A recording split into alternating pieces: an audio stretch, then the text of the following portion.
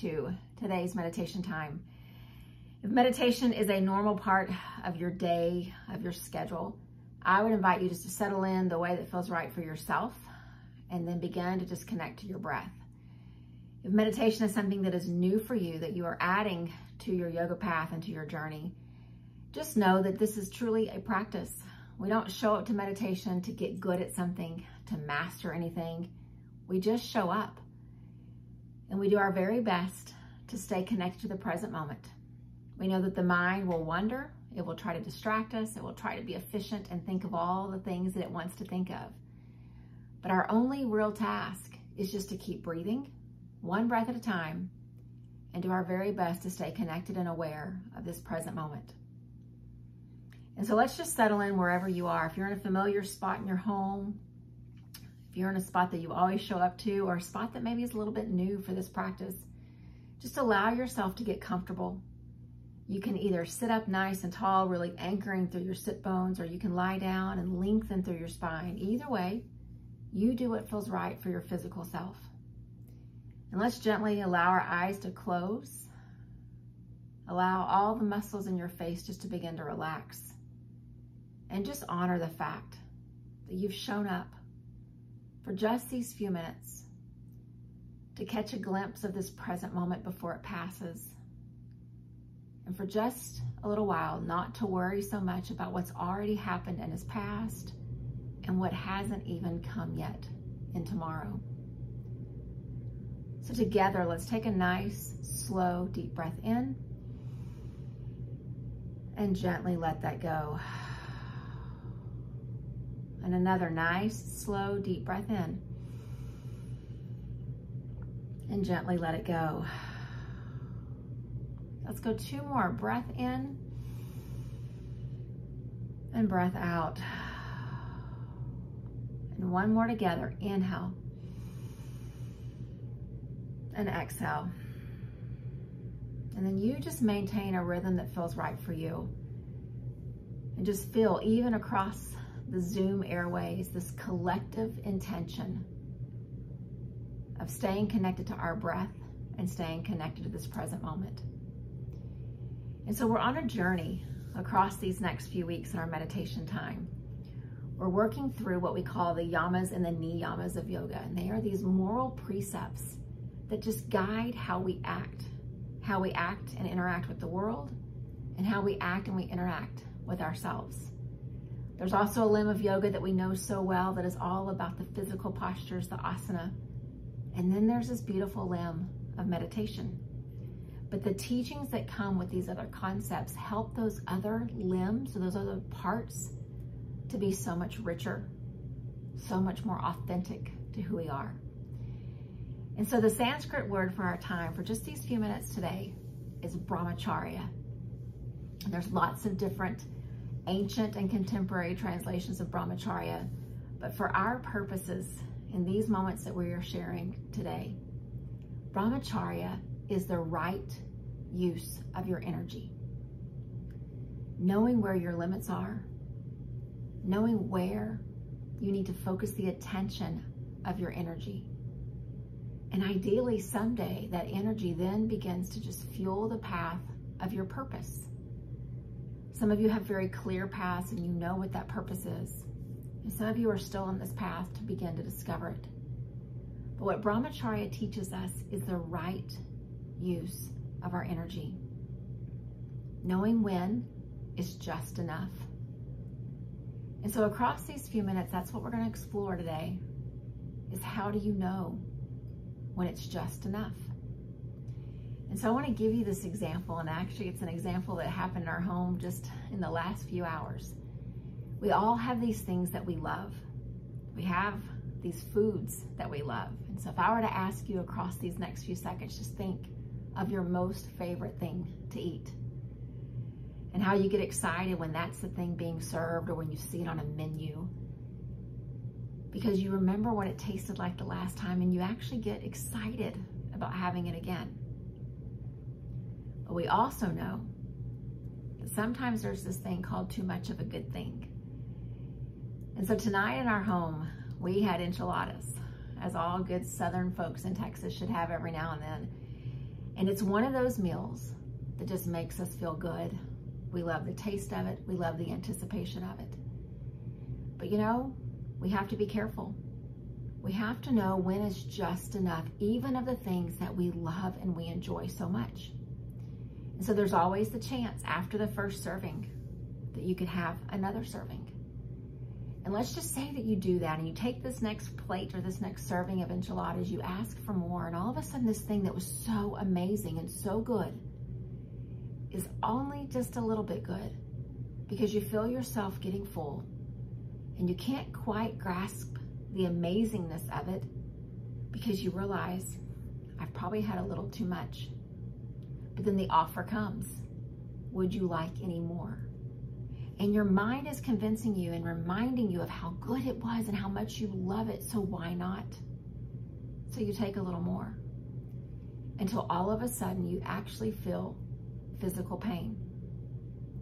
Physical pain by something that just moments ago was your most favorite thing to anticipate eating. And it's because you've forgotten this yogic principle of just enough. And so we're really practicing that, and it's such a silly example, I know, but we're practicing that in our home of knowing where are our limits. And even though the mind and the senses are sometimes telling us just a little more, we have to know, as people on a path of this yogic life, when is just enough, so that the good things in life don't become negative or even toxic.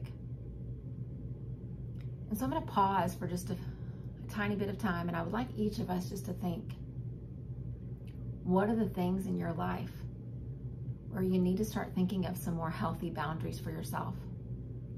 Not necessarily an example of your favorite food, but just something that you know in life right now where knowing when is just enough is maybe a little bit clouded. There's a little bit of confusion, you're unsure. And so I'll just pause, and everybody in this moment, just think to yourself, what's the part of my life where I could use a little more of this concept of just enough?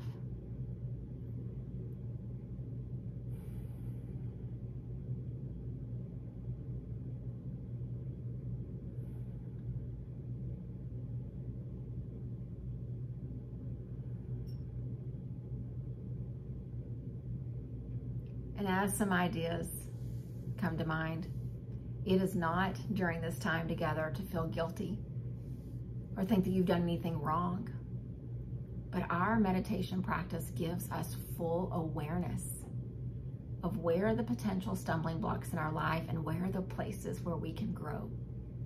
And so as you hold that thing or those few things in your mind, what I'd like us to do across these few minutes that we have left is just think about this idea of the perfect limit. The perfect limit for you. We do it in yoga. We do it in our physical practice. We get to this point in this physical pose, and some of you are able to go to a space where others are not. And you learn for yourself that that's my perfect limit. When my body says, hold here, that's enough. You've experienced your perfect limit. But then think about your work calendars. Think about the time you spend in activities that don't always bring you joy. Think about relationships that are maybe more draining than they are fulfilling. Think about worthy causes that start off being good, and then all of a sudden you are depleted from all that it's asking of you. All of these are examples of us not understanding the perfect limit. In our yoga practice, if we push ourselves beyond the limit, we cause pain. We cause pain in a practice that we showed up to find healing in.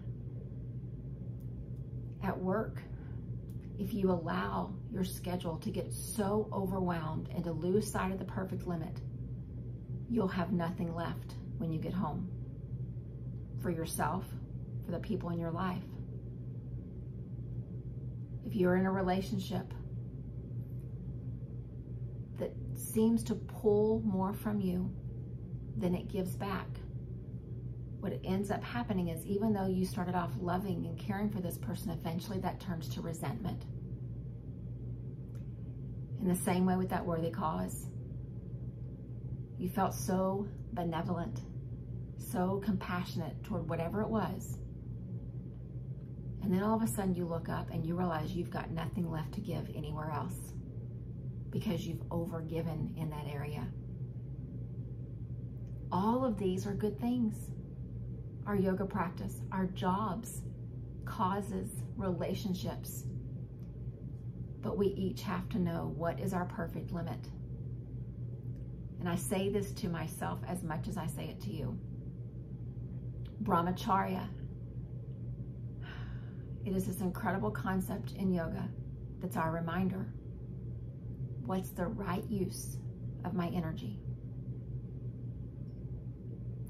So what I'd like for us to do, we're going to sit together quietly. We always end our time of just each of us sitting in quiet reflection with these ideas, these words, just kind of holding space wherever you are. And if your mind starts to wander, let's just use the affirmation of, I deserve to live within the perfect limit. Just say that to yourself. I deserve to live within my perfect limit. You may not know what it is yet, and that is completely okay. But first, you've got to believe that you deserve it. You deserve the chance to say no and to set boundaries for yourself. And you know when it's okay to say, it's just enough.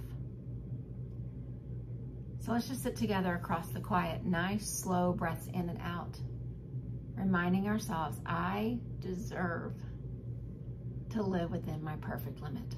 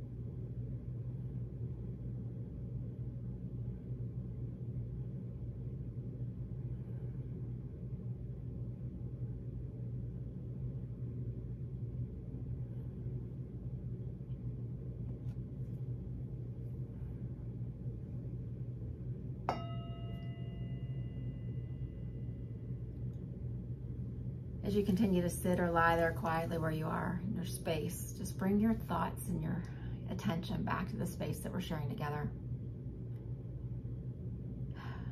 We need to be prepared because inevitably, once our meditation practice closes for this time, either within the next moments or for sure within the next day, you're going to be confronted with a situation that tests that idea of just enough, of your perfect limit. We still need to be kind. We need to be thoughtful. But we also need to go into our day committed to knowing when is just enough. Just like those enchiladas, just like your physical yoga practice, know when you hit your perfect limit. And then just bask in the amazingness of where you are.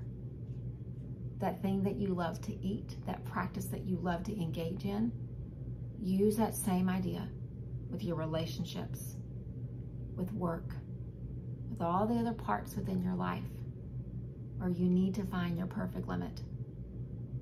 And the more you practice it, I will promise you, the easier it becomes to live out. We deserve to live within our perfect limit. Namaste.